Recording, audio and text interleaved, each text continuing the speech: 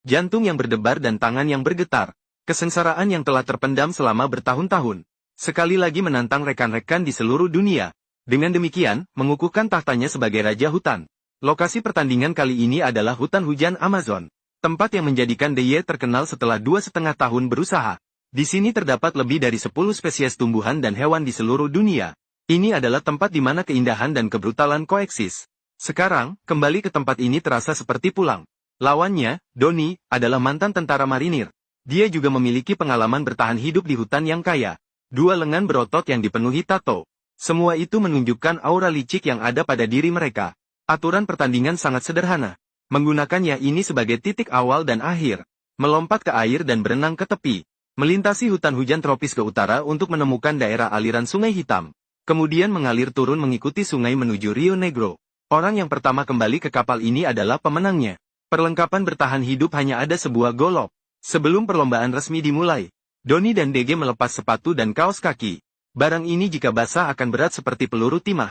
Dengan bunyi peluit wasit, kedua orang itu melompat ke dalam sungai secara bersamaan. Dikenal luas bahwa DG tidak pandai berenang. Dan ini justru merupakan keahlian Donnie. Dia dengan cepat meninggalkan D yang botak jauh di belakang. Di sisi lain, DG mengayuh kakinya dengan keras selama beberapa menit. Namun dia tidak berenang terlalu jauh. Tenaganya juga habis cukup banyak. Sebelum tenaga habis dan tenggelam ke dasar sungai, dia memanjat ke sepetak rumput untuk beristirahat. Saat ini Donnie sudah berenang ke tepi. Untuk memperluas jarak antara dirinya dan DG, dia terus bergerak masuk ke dalam semak-semak lebat tanpa henti. Sambil mengayunkan golok saat berjalan. Masih harus khawatir ada ular viper berhasil di tanah. Lagi pula, memenangkan pertandingan berkaitan dengan keselamatan jiwa. Yang dihadapi tidak layak disebutkan. Donnie baru saja mulai berjalan tidak lama lalu.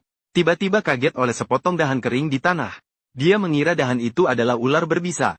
Selalu menjaga saraf dalam keadaan tegang bukanlah cara yang baik. Dia segera mengupas sepotong besar kulit kayu. Memotongnya menjadi ukuran yang sesuai. Mengikatnya di kedua betis sebagai pelindung. Di sisi lain, Dewa selesai istirahat dan meninggalkan lapangan rumput itu. Berenang ke depan sejauh belasan meter. Menangkap sebuah batang kayu yang mengapung di permukaan sungai. Dengan bantuan daya apung tambahan ini, dia tiba di tepi dengan tersengal-sengal dan batuk. Istirahat di tempat selama 2,5 menit untuk menenangkan napas. DY juga segera memasuki Zhuanggou. Tidak tahu sudah berjalan selama berapa lama. Dia keluar dari semak-semak tinggi dan tiba di area rumput yang rendah. Di samping rerumputan terdapat kolam yang dipenuhi oleh teratai. Teratai yang mekar ini bisa dimakan. Mereka dapat menyediakan karbohidrat yang diperlukan oleh tubuh. Master De memotong salah satunya dengan pedangnya. Tanpa berkata banyak, dia memasukkannya ke dalam mulutnya dan mengunyah.